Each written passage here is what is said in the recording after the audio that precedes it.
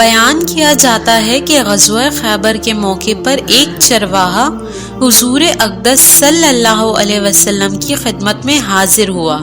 وہ چرواہا یہودیوں کی بکریاں چرایا کرتا تھا۔ جب دیکھا کہ خیبر سے باہر مسلمانوں کا لشکر پڑاؤ ڈالے ہوئے ہے، اس کے دل میں خیال آیا کہ میں جا کر ان سے ملاقات کروں اور دیکھوں کہ یہ مسلمان کیا کہتے ہیں اور کیا کرتے ہیں۔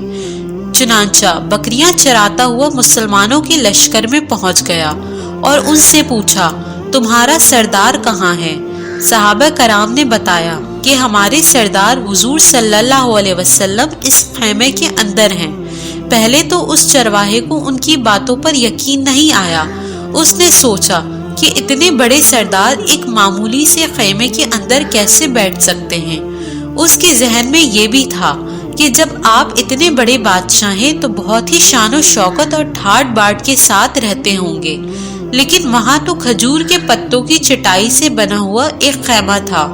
خیر، وہ چرواہا اس خیمے کے اندر آپ صلی اللہ علیہ وسلم سے ملاقات کے لیے داخل ہوا اور آپ سے ملاقات کی اور پوچھا کہ آپ کیا پیغام لے کر آئے ہیں اور کس بات کی دعوت دیتے ہیں۔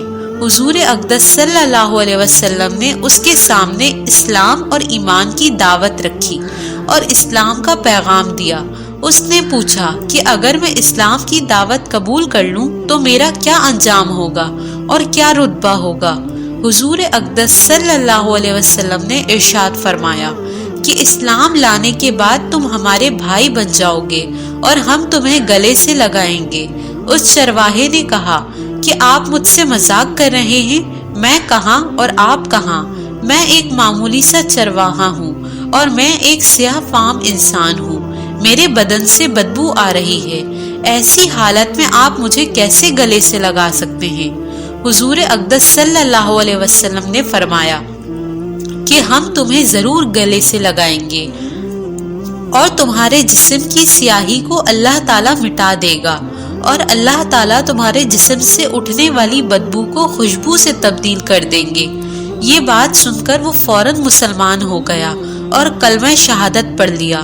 پھر حضور اقدس صلی اللہ علیہ وسلم سے پوچھا کہ یا رسول اللہ صلی اللہ علیہ وآلہ وسلم، میں کیا کروں؟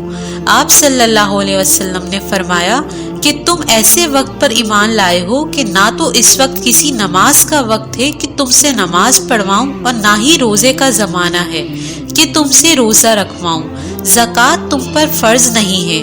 اس وقت تو صرف ایک ہی عبادت ہو رہی ہے جو تلواروں کی چھاؤں میں انجام دی جاتی ہے، وہ ہے جہاد فی سبیل اللہ۔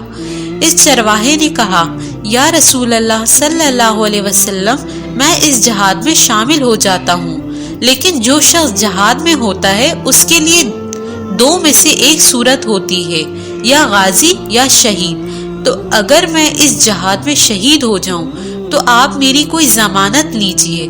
حضور اقدس صلی اللہ علیہ وسلم نے فرمایا کہ میں اس بات کی ضمانت لیتا ہوں کہ اگر تم اس جہاد میں شہید ہو گئے تو اللہ تعالیٰ تمہیں جنت میں پہنچا دیں گے اور تمہارے جسم کی بدبو کو خوشبو سے تبدیل فرما دیں گے اور تمہارے چہرے کی سیاہی کو سفیدی میں تبدیل کر دیں گے۔ چونکہ وہ چرواہا یہودیوں کی بکری چراتا ہوا وہاں پہنچا تھا، اس لیے حضور اقدس صلی اللہ علیہ وسلم نے فرمایا کہ تم یہودیوں کی جو بکریاں لے کر آئے ہو ان کو جا کر واپس کرو، اس لیے کہ یہ بکریاں تمہارے پاس امانت ہیں۔ اس بات سے یہ اندازہ لگائیں کہ جن لوگوں کے ساتھ جنگ ہو رہی ہے، جن کا محاصرہ کیا ہوا ہے، ان کا مال غنیمت ہے۔ لیکن چونکہ وہ چرواہا بکریاں معاہدے پر لے کر آیا تھا، اس لیے آپ نے حکم دیا کہ پہلے وہ بکریاں واپس کر کے آؤ، پھر آ کر جہاد میں شامل ہونا۔ چنانچہ اس چرواہے نے جا کر بکریاں واپس کی اور واپس آ کر جہاد میں شامل ہوا اور شہید ہو گیا۔ جب جنگ ختم ہو گئی تو حضور اقدس صلی اللہ علیہ وسلم لشکر کا جائزہ لینے لگے۔ ایک جگہ آپ نے دیکھا کہ صحابہ کرام کا مجمع اکٹھا ہے۔ جب آپ قریب پہنچے تو اس سے پوچھا کہ کیا بات ہے؟ صحابہ کرام نے فرمایا، جو لوگ جنگ میں شہید ہو گئے ہیں ان میں سے ایک آدمی ایسا بھی ہے جس کو ہم میں سے کوئی نہیں پہچانتا۔ آپ صلی اللہ علیہ وسلم نے فرمایا کہ مجھے دکھاؤ۔ جب آپ نے دیکھا تو آپ نے فرمایا تم اس شخص کو کیسے نہیں پہچانتے؟ مگر میں اس شخص کو پہچانتا ہوں، یہ چرواہا ہے، اور یہ وہ عجیب و غریب بندہ ہے جس نے اللہ کی راہ میں ایک بھی سجدہ نہیں کیا، اور میں اس بات کی گواہی دیتا ہوں کہ اللہ تعالیٰ اس کو سیدھا جنت الفردوس میں پہنچا دیا ہے، اور میری آنکھیں دیکھ رہی ہیں کہ ملائکہ اس کو غسل دے رہے ہیں، اور اس کی سیاہی سفیدی میں تبدیل ہو گئی ہے، اور اس کی بدبو خوشبو سے بدل گئی ہے۔ اس واقعے سے ہمیں یہ سبق ملتا ہے کہ اندازہ کیجئے کہ اگر کچھ عرصہ پہلے اس چرواہے کو موت آ جاتی تو سیدھا جہنم میں چلا جاتا، اور اب اس حالت میں موت آئی کہ ایمان لا چکا ہے اور سرکار دو عالم صلی اللہ علیہ وسلم کا غلام بن چکا ہے، تو اب اللہ تعالیٰ نے اتنا بڑا انقلاب پیدا فرما دیا، اس لیے فرمایا اعتبار خاتمے کا ہے، اس لیے بڑے بڑے لوگ لرزتے رہتے ہیں اور یہ دعا کرتے رہتے ہیں کہ یا اللہ ہمارا خاتمہ ایمان پر فرما۔